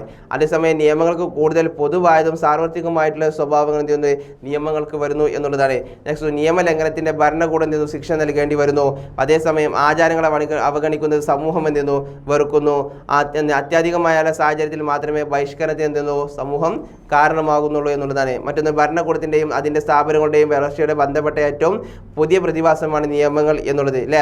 ആചാരങ്ങൾ എല്ലാ കാലത്തും എല്ലാ സമയവും ഒരു രൂപത്തിൽ അല്ലെങ്കിൽ മറ്റൊരു രൂപത്തിൽ എന്ത് ചെയ്യുന്നു, അത് അവിടെ എന്ത് ചെയ്യുന്നു ആചാരം നിലനിൽക്കുന്നു, നിയമങ്ങൾ എന്തെയും ചേഞ്ച് ചെയ്ത് വരാം എന്നാണ് പറഞ്ഞത്. ഓക്കെ, ഈ സമൂഹത്തിൻ്റെ നിയന്ത്രണത്തിൻ്റെ ആവശ്യകത എന്നുള്ളത്, സാമൂഹിക നിയന്ത്രണത്തിൻ്റെ ആവശ്യകത എന്നുള്ളതാണ് നമ്മൾ മനസ്സിലാക്കുക. പഴയ ക്രമം നിലനിർത്താൻ ഒരു സാമൂഹിക ഗ്രൂപ്പിൻ്റെ തുടർച്ചയും ഏകതയും എന്ന് വെച്ചാൽ പഴയതിനെ അട്ടിമറിച്ചുകൊണ്ട് പുതിയ ഇപ്പോൾ സമാധാനത്തിൽ പോകുന്ന സമൂഹത്തെ അക്രമസക്തമാക്കിയ രീതിയിൽ മാറ്റുകയാണെങ്കിൽ അതിനെ നമ്മൾ എന്തിനും നിയന്ത്രിക്കേണ്ടി വരും. അതിന് വേണ്ടിയിട്ടാണ് അതിൻ്റെ നിയന്ത്രണ നിയമങ്ങൾ എന്ത് ചെയ്യുന്നത് കൊണ്ടുവരുന്നത്. നെക്സ്റ്റ് നോക്കുന്നു, വ്യക്തിഗത പെരുമാറ്റം നിയന്ത്രിക്കുന്നതിന് വ്യക്തികൾ അവരുടെ ആശയങ്ങൾ, താല്പര്യങ്ങൾ, മനോഭാവങ്ങൾ, ശീലങ്ങൾ മുതലായവയിൽ നിന്ന് വ്യത്യാസപ്പെട്ടിരിക്കുന്നു. അപ്പോൾ ഓരോ മാതാപിതാക്കളുടെ കുട്ടികൾ പോലും വ്യത്യസ്തമായി ചിന്തിക്കുകയും പെരുമാറുകയും ചെയ്യുന്നു. അതിനെന്ത് ചെയ്യുക, സമൂഹത്തിൽ നിന്നും അല്ലെങ്കിൽ തന്നെ സാമൂഹിക നിയന്ത്രണത്തിന് എന്ത് ചെയ്യണം, അത് വ്യക്തിപരമായ പെരുമാറ്റ നിയന്ത്രണത്തിന് ഒരു കടിഞ്ഞാൻ വേണം. മറ്റു തന്നെ സാംസ്കാരിക അപജയം പരിശോധിക്കാൻ സമൂഹം അതിവേഗം മാറിക്കൊണ്ടിരിക്കുന്നു. നിലവിലുള്ള സാമൂഹിക വ്യവസ്ഥയെ പിഴുതെറിയാനും പുതിയൊരു സംവിധാനം കൊണ്ടുവരാനും മാറ്റങ്ങൾ നിന്നു നൽകുന്നു എന്നുള്ളതാണ്. അപ്പോൾ ഇത്രയും കാര്യങ്ങളാണ് ഈ ഒരു സോഷ്യൽ ഗ്രൂപ്പ്സിൽ നിന്നത് മെയിനായിട്ട് നമ്മൾ എന്ത് ചെയ്ത് ചർച്ച ചെയ്യുന്നത്. ഓക്കെ, ഈ 4 ചാപ്റ്ററുകൾ നമ്മൾ എന്ത് ചെയ്തു ഇവിടെ ചർച്ച ചെയ്തു. നിങ്ങൾ എന്ത് ചെയ്യുക, മനസ്സിലാക്കുക, കൃത്യമായിട്ട് എന്ത് ചെയ്യുക, നോട്ട് ചെയ്യുക. ഇനി ഡൗട്ട്സുകൾ വരികയാണെങ്കിൽ എന്ത് ചെയ്യുക, കമൻറ്റ് ബോക്സിൽ അറിയിക്കുക. ഓക്കെ, അപ്പോൾ നമ്മൾ ഇന്നും 4 ചാപ്റ്ററുകൾ നമ്മൾ എന്ത് ചെയ്തു ഇവിടെ കൃത്യമായിട്ട് ചർച്ച ചെയ്തു. നെക്സ്റ്റ് ഇവിടെ നമ്മൾ എന്ത് ചെയ്യുന്നില്ല, ഇതിവിടെ അവസാനിപ്പിക്കുന്നില്ല. അടുത്തൊരു സമയം നമ്മൾ വീണ്ടും നിങ്ങളിലേക്ക് എന്ത് ചെയ്യുന്നു എത്തിച്ചേരുന്നതാണ്. അടുത്ത ഒരു 4 ചാപ്റ്ററുമായിട്ട് നെക്സ്റ്റ് ഡേ നിങ്ങളുടെ മുമ്പിൽ ലൈവിലായിട്ട് ഞാൻ വരുന്നു. അപ്പോൾ അതുവരെ ചെറിയൊരു ബ്രേക്ക്, വീണ്ടും നമുക്ക് കാണാം. C you soon.